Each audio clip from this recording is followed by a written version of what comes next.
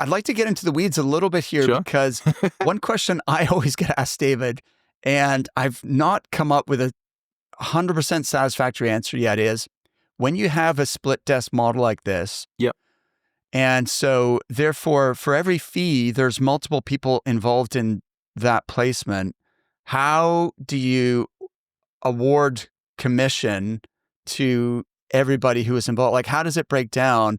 And I guess the thing is, in some times, like let's say 2021, 2022, finding the work wasn't as hard as delivering on the work, but then it flips. So like 2023, 2024, finding the work becomes incredibly difficult, and then filling the, delivery is easier. So it's not like you can say, well, that is really the sales is more valuable than the delivery, because sometimes it is and sometimes it isn't. So how do you figure out how to, how to share the commission between all those different people? Well, I think to answer your first question,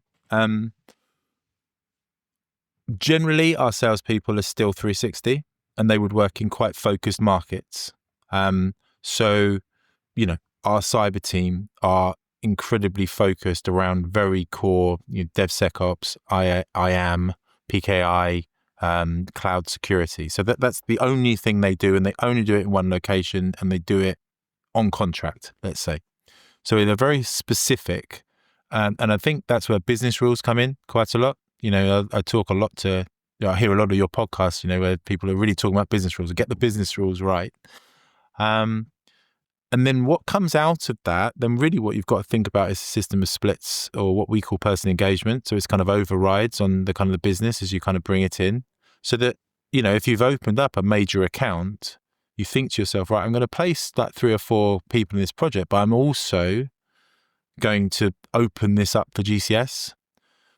And I think that comes into the culture quite a lot as well, that people feel like we're doing this together. And we talk a lot in GCS about this whole collaborative element of, everyone has their role within the business, and that helps the business to grow. So that's where the rewards come in terms of opening those doors. Then you have your account managers that obviously are rewarded on the growth of the account. So overall growth of the account, including working with the specialist salespeople. So if they pick up a role that's for a DevSecOps, and that would go back out to the specialist salespeople. So still they're winning from those accounts. And if I'm completely honest, like the offshore model, it has the same productivity, but it has 10% of the cost. Right. Of course. Yeah. So, it's, once you get it right, and it is important to get it right, we work with some really strong partners in these locations who get some great people. I've tried it before in various different guises in the past. It didn't work.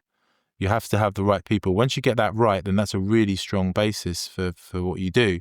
But you're right in saying that the market twists and changes, and sometimes you're in the wrong space, and you have to make very quick decisions. I don't necessarily think I've always made the quick decisions, and I definitely have never been very good at working out ahead of the game.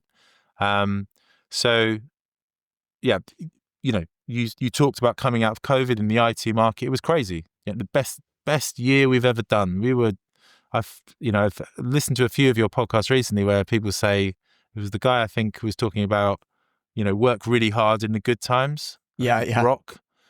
Don't work so hard in the bad times. I don't feel so good at don't work so hard in the bad times. It still seems to be working quite as hard. But anyway, that was just amazing. Everyone, startups everywhere, everything was hiring, perm fees coming out of our ears. It was amazing, right? But obviously, once that twisted and changed with, I'm calling it a tech slump, right? It was a terrible time for IT recruiters. You had to then think about, okay, we had some great accounts. They've maybe not so recruiting so much, and now we need to bring in more salespeople to open up more doors, to reintegrate with new accounts.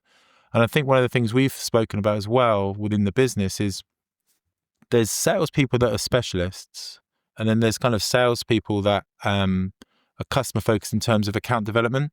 They map out the customer. They think about the customer. They go to speak to every single person within the company. They develop partnerships. They do innovative things. They get themselves. They walk the halls, as we like to say. And that's a really key role. And it's also incredibly hard, I find, to hire, to understand, because it's such a weird role in recruitment, isn't it? People just can't, like you just said about commissions, people can't get their heads around it. It's like, well, what are you doing? I can't see a fee against your name. So are you a real recruiter? And everyone's like, well, no, it is. Look, this guy is really important. But yeah, so we've struggled to kind of get the right people. We've got some great people doing that now.